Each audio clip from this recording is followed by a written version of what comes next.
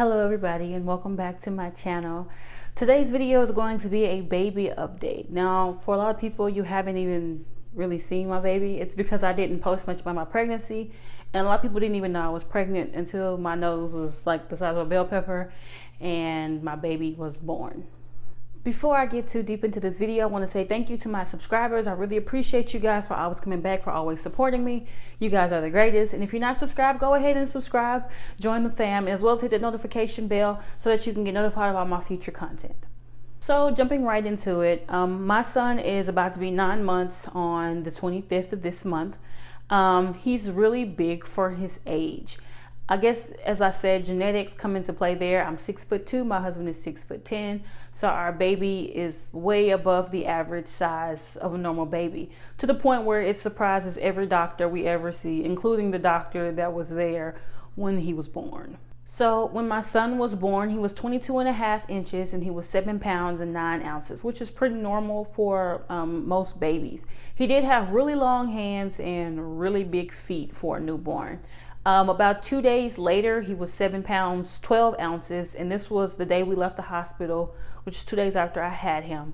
And that following week, 1 week later, he was 8 pounds, 12 ounces. And it surprised his doctors, of course. When we got there, she thought the nurse made a mistake, so she re-weighed him, and of course, he was the right weight. He had gained a pound within a week. So since then, he's just been growing very rapidly. Every time we went into the doctor, he had put on, maybe 3 to 5 pounds, and he got longer to the point where I think it was maybe 2 inches every time we went in, he had grew.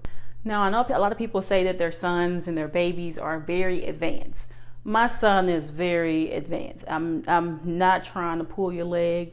I'm not over exaggerating. He is very advanced. When he was born, he set his head up and looked right at me and just kind of turned around and just looked at people for a while. He's had very good head and neck control literally since the day he came out. And I kid you not, he came out of me, he sat up and he did this. And it surprised the doctor, all the nurses in the room, my mother, my husband, my sister was standing there kind of surprised, and everybody's like, oh, he making way for the next. And I'm like, heck no. That's a no for me, dog. No. If you want to hear more about that, you have to go back and check out my birthing story. I'll leave the link around this video as well. So we got my son a walker when he was like 2-3 months. His feet were on the floor, like flat on the floor. And he figured out how to move back and forth. And that was, 8 to 12 weeks out, he could do all that. So when I say advanced, I genuinely mean advanced, because it was the same thing when it came to how he slept. They used to say to put him on his back, I believe, and he would roll over and lay on his stomach. And I called the doctor like, is it okay for him to lay on his stomach? And they're like, well, if he can turn from front to back and from back to front, it's fine, but it's a little soon for that. And I'm like, he's doing it. She's like, he's 2 months. I'm like, he's doing it. Like, what am I supposed to do? Like, he's doing it. Like, he's been doing it for like a week or two now. So is it okay? And I'm like, well, if he can do it himself, it's fine. He has been progressing ever since. He has not stopped. He moves more than any baby I have ever seen in my life. And it is a pain. I'm not going to pretend like it's not a pain. It is a pain that he moves so much. Sister recently came down from Texas to visit us, and she was just surprised that he would not stop moving. The minute he realized he could move by himself, he's been going full speed ever since. It has not slowed down since he realized he could do it on his own. He's diving off of beds. He's tall, so he can stand up and grab things off of the tables. So it's literally nonstop. Stop it. He doesn't really listen, but still, he understands, because he'll stop and then he'll kind of try to test you and see if you're going to catch it before he'll just slowly, like a cat. That's what it's like. Like when you tell a cat not to do something, they do it anyway. My baby's like a cat sometimes. I know that's a terrible, terrible comparison, but that's what he does. So as I previously mentioned in my birthing story, there was so much about pregnancy. There was so much about being a new mom that I did not know. And that is really happening all over again. Like, it's so much stuff that just keeps coming up that I had literally no idea could hit as hard as it's hitting. Some of you may know, I'm a mom. I just stay at home right now. And the reasoning behind that is because we do not trust daycares. I trust my family, but my family isn't around. So my son is with me or my husband at every point of the day. There's not a time where he's not with one of us at least. So the issue with the daycares is people work at daycares now and it's a job. It's not that they care, that they have so much love for children, they want to be around them, they want to help families. It's a job. And I have seen one too many videos of caretakers at daycares mistreating children. And let me tell y'all something about me. I'm not your average mama, okay? If I leave my child one way and I come back and he not the way I left him, I'm shutting that place down. I'm not kidding. I will take that charge in a heartbeat over my baby. And recently it's gotten worse, I see. You know, I'm always seeing stories about caretakers at the daycares harming the children. That incident where the little girl was like dozing off and the woman in the daycare was snatching her head back, that's the exact town I lived in. So that was like a whole, that's a no for me. I'm not gonna do it, because I would have found her and I would have hurt her. I would have, boy. I'm seeing kids are somehow passing away in these daycare facilities, and these people that run the daycare have no answer or have no explanation, or they didn't even realize a child had passed away. They're not even paying attention to the children. And then you also see other children are harming kids. They're coming home with bite marks. They're coming home with scratches. They're coming home with bruises. They're coming home with cuts on their faces. And it's not just from the children. Sometimes it's the caretakers. If I'm going to leave my child in the care of someone else, I need them to care for my child as if it was their child, or take care of my child the way I'm going to take care of my child, because I don't want to come back and my child is different than the way I left my kid. So for us right now, this is why I'm home, and it's okay. I will take this one. I'll sit for a while. It's fine, but I'm not going to put my child in harm's way and not know the people that are taking care of him. That was all a little off topic. My bad. Let me get back into this update. As I said recently or earlier in this video, my son is about to be 9 months old. I have never seen a baby his age as active as he is. He is all over the place all the time. He's jumping, he's crawling, he's standing, he's bouncing, he's rolling, he's diving, he's moving, he's talking. It's all day long. It does not stop unless he's asleep. Which comes in this problem I'm having right now. My son is having severe separation anxiety. And as a kid, when I was growing up, they would just say, he's spoiled. Put him down. Let him go somewhere and sit. Let's let him cry it out till he fall asleep. See, that doesn't work for me, because I understand what's going on in his mind. Some of you may know, some of you don't know. My major in college is psychology. Was psychology. I'm kind of done right now. But I studied child psychology as well. So I understand what's actually happening in his head. He's at this stage where he realizes that if you leave, you're gone. That if something's not there, it's not there. You know what I mean? So he understands that when mommy leaves the room, mommy's not here. So he gets afraid and he cries. So it's not something that you just like put him down and kind of let him figure it out for himself. Not doing that to my baby. I do not pick him up all the time. I do let him cry sometimes, because sometimes he's just crying because he wants me to hold him. I'm not going to hold you all day. That's not going to happen. But if it's something like he needs to go to bed, or his diaper's wet, or I walk out of the room and the door is closed, I have an understanding of what's happening in my son's mind. Just a brief overview of where my 9-month is when it comes to his body type. He is 23 pounds and 31.5 inches long. Yeah, it surprised the doctor the other day too.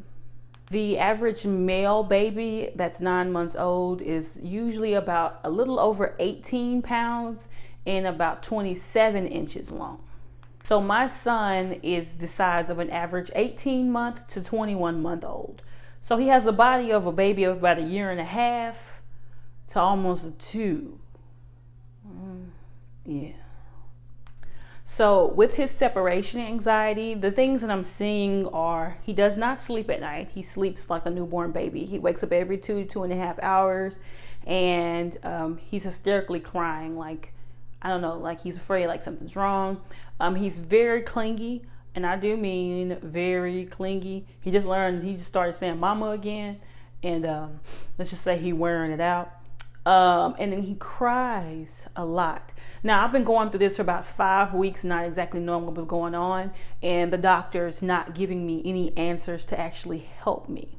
Because, as I said, I didn't know what it was. So the doctor was saying, oh, he needs to learn how to fall asleep again by himself, and just put him down before bedtime, have some quiet time after his bath and after his food, and just put him down and let him cry till he falls asleep. It usually lasts 45 to 50 minutes. And this is where I get the saying, or why I use the saying, everything doesn't work for everybody. And a lot of people, say, well, he's just a baby. He's typical. My son is not typical. And I don't believe other people's sons are typical. I believe babies go through things differently. Now, do I believe this is a part of his development? Yes, it is a very big part of his development. So I'm okay with it that it's happening. But what I wanted to know was what was going on. And that's not the answer that he gave me. I had to kind of go and do research for myself and figure it out. So what it is he's afraid when you leave. He doesn't know if mommy's coming back. He doesn't know if daddy's coming back. All he knows is that you're gone now, which is something that he didn't know before. So I have been doing things different because I tried exactly what the doctor said that night. We fed him, he had a bath, we had quiet time, and I set him in his bed, and he screamed and screamed and screamed. And it went on for like hours, and it was so bad his voice went out, and he still was screaming. It didn't make a difference. It was mommy and daddy are not here. I'm scared. And that's something that I can understand.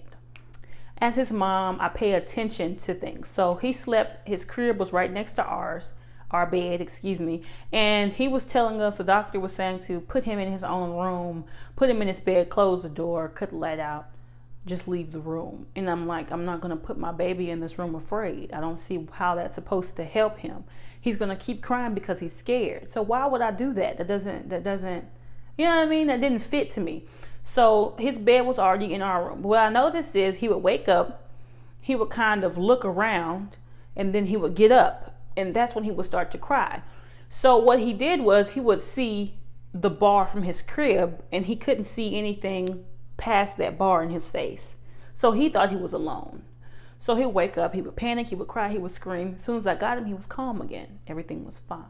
That night where we put him down and just let him cry, and it did not work, is when I realized that is something that some may work for some, but it may not work for others. So what we've done is he stays in our room. He's still in there.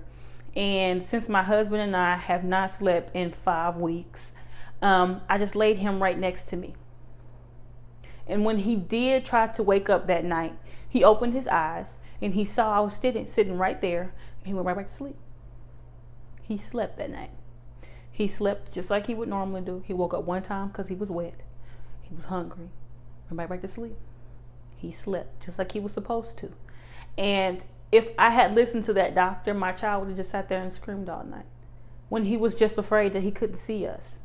So now we're trying to find a solution to where we can raise his crib up so that he can see us, because his crib is just a little bit lower than our bed. So even if he gets past those bars, all he sees is the side of a mattress.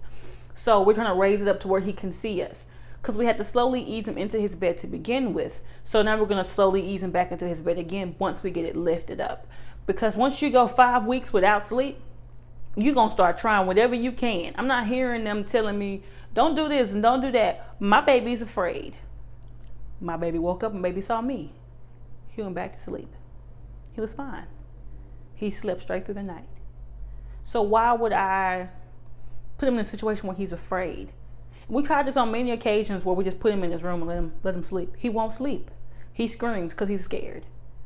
And, it's something that he'll slowly kind of grow out of, because he'll realize mommy and daddy are coming back. But for now, I'm doing what I can to make him feel comfortable and not be afraid that we're gone forever, or wake up and panic in the middle of the night. Because even if I put him in his room after he falls asleep and he wakes up and realizes we're not there, what are you going to do? wake up and scream. And he screams for hours. As I said before, my baby hoarse now. He's still hoarse from screaming over the last few days.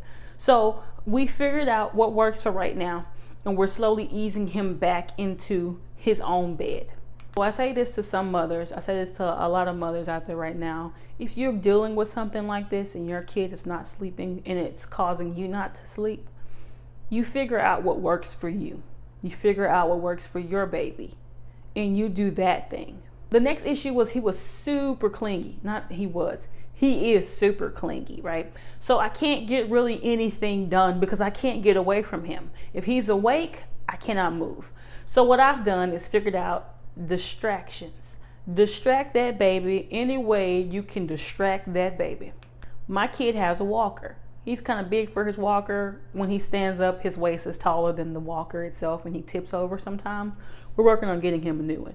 But when he's in that walker and he can move around, he knows I'm still there, but he's not freaking out and panicking that he can't see me every second of every moment, right? And I pop back in every now and again. So he'll sit there in that walker. He's cool, he's calm, he's collected, everything's okay. I'll pop back in every couple of minutes just so he knows I'm still there. And it's just to reinforce that even though I'm gone for now, I'm coming right back. But he's usually so distracted by the toy, he has no idea that I'm not standing right there next to him. So when I say distractions, if he likes different types of toys, give him the toys. My kid likes books. I don't know, guys. He likes to look at the books, even though he can't read it.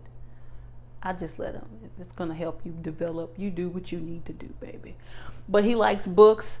He likes to crawl. He likes to stand up and bang things on the table. He likes to watch Super Why. He likes Cat in the Hat. He likes music in general. So if you have something that your son or your daughter loves to do, and you have to get something done, I'm usually in the kitchen. I have to clean his bottles out. I have to get dinner ready. I'm doing laundry. I'm cleaning up. I have to have something for him to do. So one of those things, keep him distracted. I pop back in every now and again. I pop back out, get something else done, pop back in. It's been working like a charm. Because even yesterday, my husband was in the room. My son wanted me for some reason, and my baby was with him.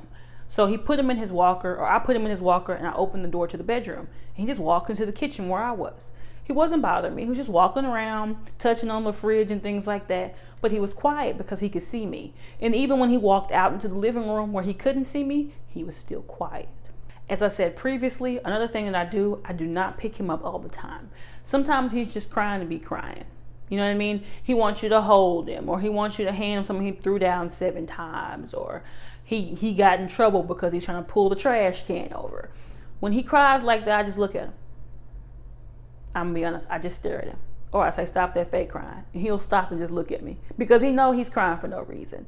But I always make sure to check his diaper. I make sure he's fed. I make sure there's nothing on him. I make sure that he's okay before I take this action. Because if you continue to pick him up all the time, this clingy crying thing is going to continue. And even when he's not dealing with the separation anxiety, he'll still expect you to always carry him on your hip, to always give him what he wants. And that's not what I'm trying to instill in my kid. So I do not pick him up all the time. If I know there's nothing wrong with him, I'm not going to pick you up. You're going to sit there and you're going to cry, or I'm going to look at you and you're going to stop crying and you're going to go back to doing whatever it was you were doing. So that's another thing. Make sure that when you pick him up, there's a reason for you picking him up. The reasoning behind that as well is because you don't want him to get into a habit of always crying if there's nothing wrong. You know what I mean? If he's going to cry, it's because he's hungry, or he peed on himself, or there's something actually wrong with him.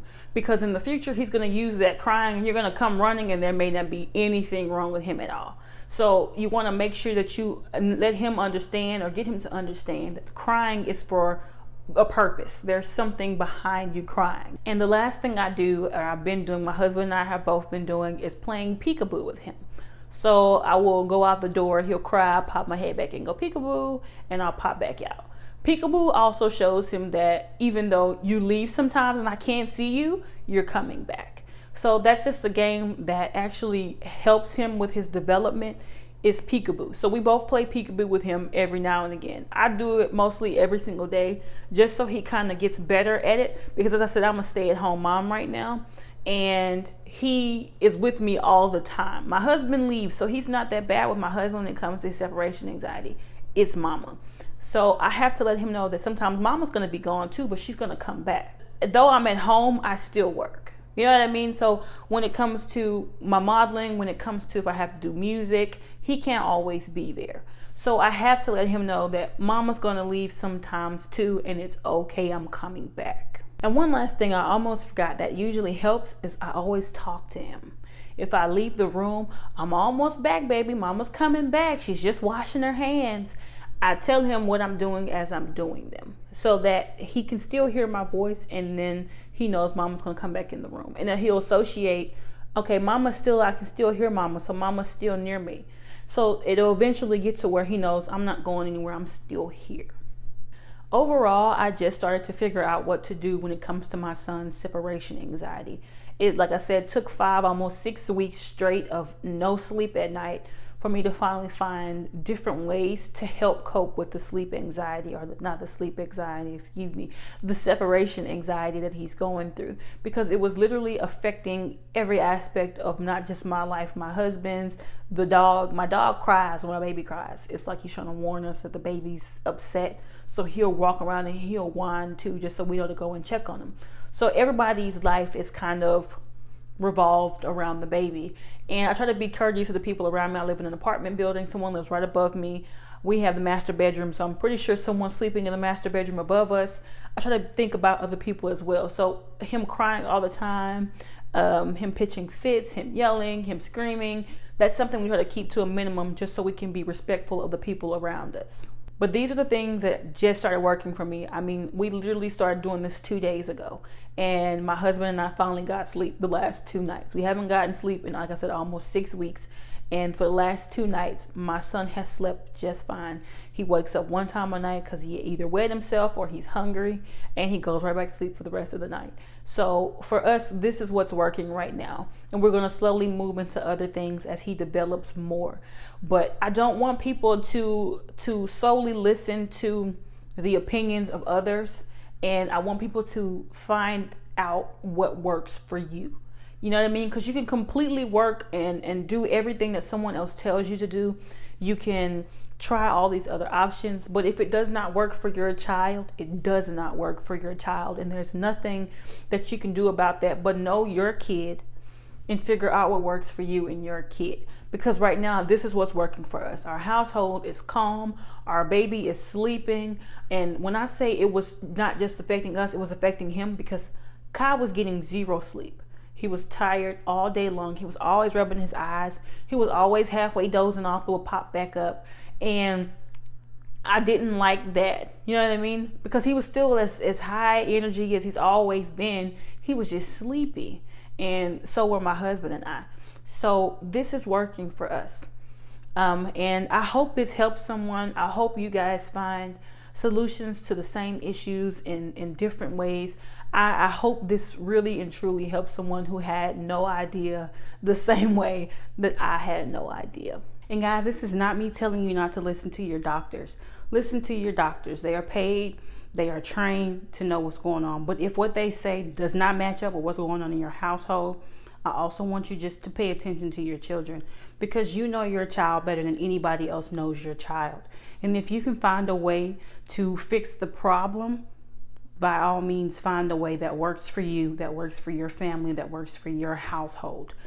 I don't want you guys to think I'm saying don't listen to people, because sometimes people that have gone through it can give you advice on what to do, and other techniques may work.